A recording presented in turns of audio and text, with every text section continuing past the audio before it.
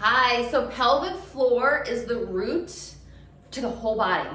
It's the root for all stabilization and usually the root for all exercise. And the one thing that people don't want to do is breathe. They underestimate it. So if your hands come here on your ribs, when you inhale, do your ribs open away from each other and separate? And when you exhale, do you feel them come in and close? Inhale, out. Exhale, in. And then do that a couple more times. Some people breathe opposite of that. Some people, their ribs don't open here and close, they open this way and close, and this causes them so much pain.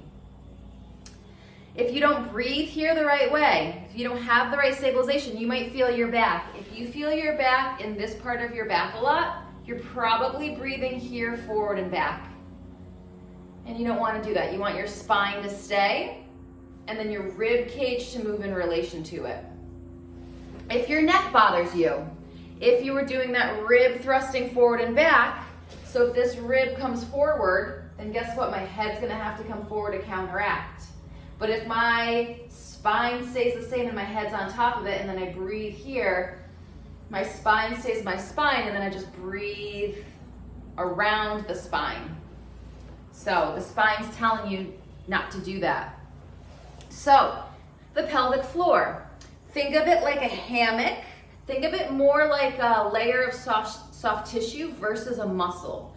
So in your pelvis, which we're not going to be able to touch any of these muscles, you should inhale, feel the ribs open, and then on the exhale, gently feel the exhale and you feel a little toning of the muscles down here and then integrate into muscles up here. Inhale to release and then exhale to gently feel that soft tissue lift. Notice I cued nothing about Kegel. Kegel is the next step lower. Kegel is what stops you from peeing. Kegel, we shouldn't be peeing when we exercise, and I know that this is a real issue that some moms deal with, but because we're not dealing with peeing when we exercise, then we shouldn't be over-contracting the Kegel muscles. So you want to try to feel a difference. Some of you might need to do this in the bathroom or the shower just in case, but see if you can start to lift the soft tissue of internal hammock and then add the muscle of the Kegel afterwards and then gently release. Now guys can also do this too, but they haven't had to do this most of their life, so it might be a little weird. Number 2 muscles are very similar, that we try to stop it at the end, but really there's also pelvic floor to the back side of us that could lift to engage. How I know when people are doing it right is the stability. People who do Kegels do this. That is not whole pelvis to me. This is very much in the front and they're pulling here. If you have diastasis or you have a hernia, this is also common of what people contract here. What I want to see is equal back to front lift and then gently release.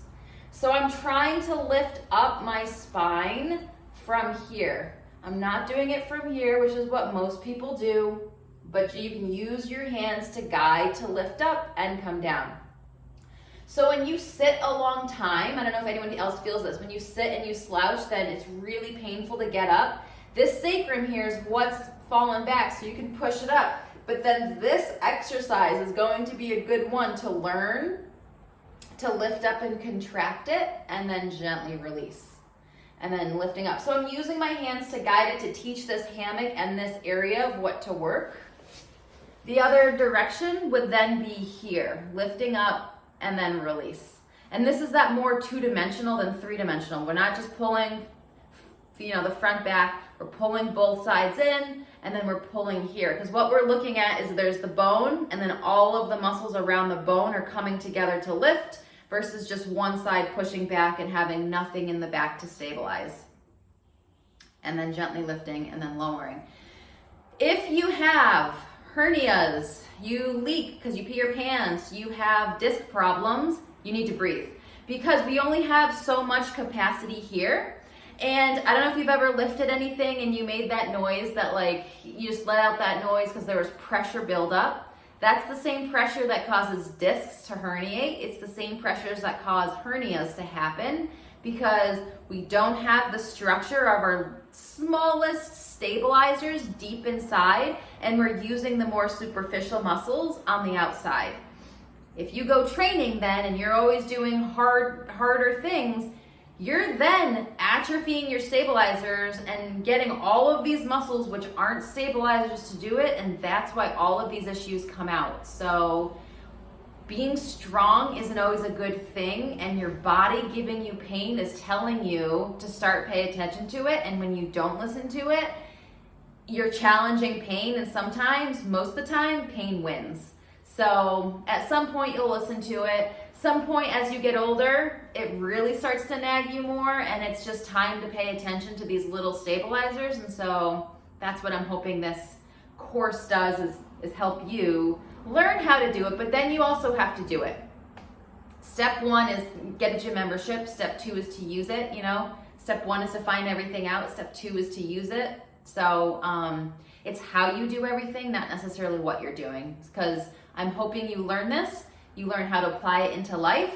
You have a safe place to come back to, but you don't have to as much because you do it correctly and you live in life doing it. So I hope that makes sense.